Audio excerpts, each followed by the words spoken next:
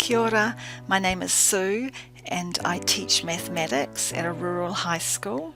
We have about 45% Māori students and our school has a bring your own device policy. My change initiative is Class Dojo, which I will be introducing to my Year 10 mathematics class, and I'll also be introducing it to other Year 10 teachers to set up across the Year 10 cohort. Why do we need it? When looking at the academic results, we see a large drop in the GPA from Year 8 to Year 10 for our students. This has also been commented on by the other teachers in Year 10 and student feedback. Students often feel that nobody notices what they do, and my observations confirm this. So why make this improvement? Well, because the GPA is an important part of schooling and opens pathways further on other subjects at higher levels of schooling. The students at the moment lack encouragement and positive reinforcement, so we want to introduce it. Class Dojo's a reward system where students are recognised for following some of the key competencies and persevering.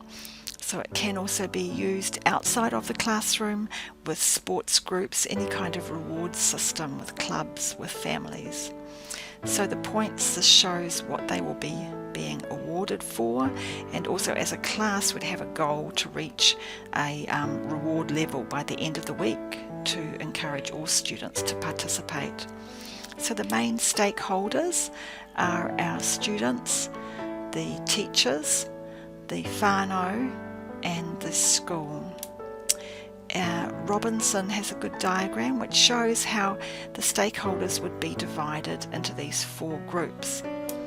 Looking more closely at those groups, the early adopters are quick to make the connections between behaviour and points, and I need to introduce Class Dojo with enthusiasm and promote student buy-in at the beginning.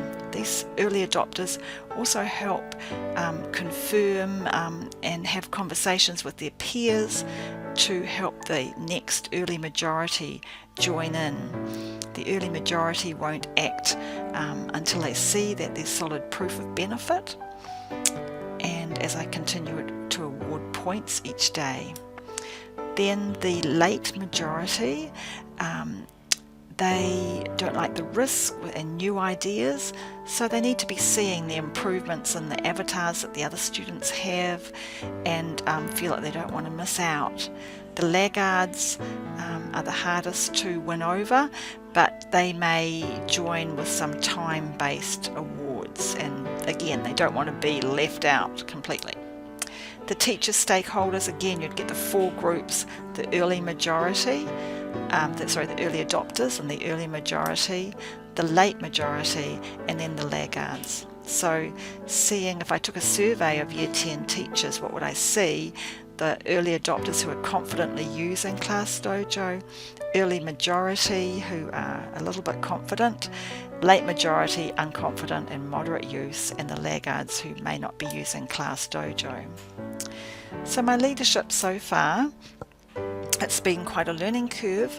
Transformational leadership is being able to motivate and inspire followers. So I've been doing that in my classroom with overall vision, being flexible, inspiring students to be creative, identifying the needs of students and staff with PD, and sharing my own failures and successes. I've also shown transactional leadership. Often there's a reward that's given by following goals and participating, although followers have limited decision-making participation in the classroom.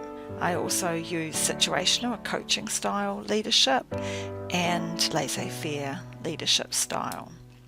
For this innovation, I need to have competence in planning, organising, communicating, capable with technology. The attributes would be enthusiasm and persuasiveness, persistence through the early trials, encouragement, and being a good listener.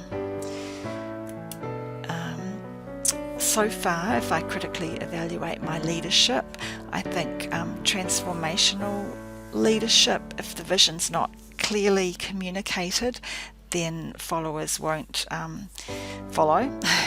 If in transactional leadership, if I get distracted and don't provide any reward, then my leadership has not been followed. And sometimes I feel that by offering a reward, that I'm kind of buying in participation, and it doesn't build strong relationships or establish trust. Laissez-faire doesn't work for everybody because not everybody is self-motivated, and situational coaching works really well, except if there's a time crunch. It's hard to find the time to be working and coaching alongside teachers. So my lean implementation plan: as a leader, I want to focus on managing time and resources, results and perceptions.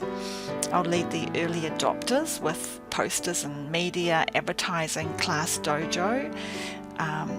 Subsequent followers will really focus on what's normal, gaining points, doing what we normally do, but gaining points at the same time. This is a good diagram by Robinson. It's the conversations that spread adoption.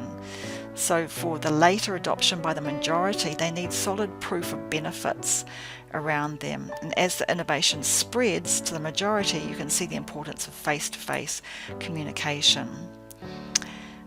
In Toyota's production system, 7 types of waste are identified in the supply chain.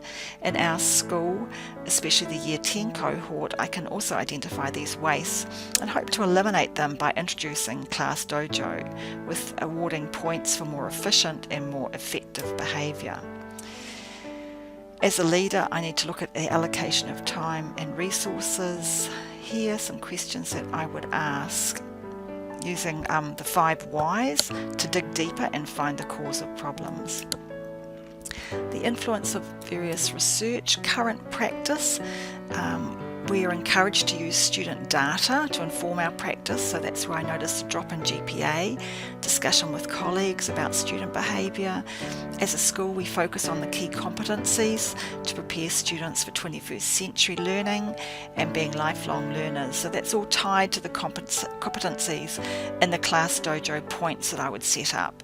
Our school's digital and collaborative emphasis was also incorporating technology. So relevant research, I was looking into leadership research about coaching, transformational, transactional leadership in the classroom. Also, I found it very interesting learning about lean leadership, involving a mindset to be looking for improvement, and with the policy and guidelines of the New Zealand curriculum that are outlined the key competencies. So identifying value for the student is at the centre of classroom teaching. As a leader, I need to question how to do things better to keep doing it week after week. And as a lean leader, I've learned I must show consistency, at the same time be creative, consider the various stakeholders and be flexible, create and get feedback, improve and involve others.